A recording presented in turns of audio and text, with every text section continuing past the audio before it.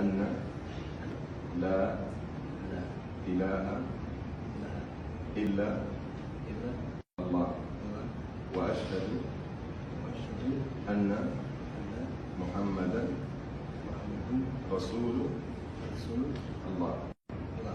أفمن شرح الله صدره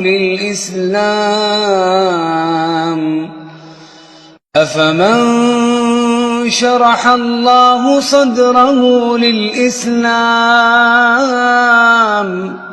فهو على نور من ربه، فويل للقاسية قلوبهم من ذكر الله، أولئك في ضلال مبين.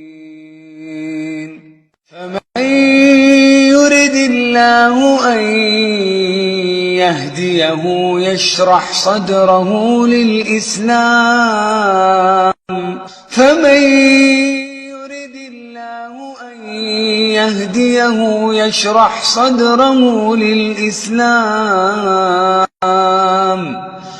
ومن يرد أن يضله يجعل صدره ضيقا حرجا كأنما يصعد في السماء،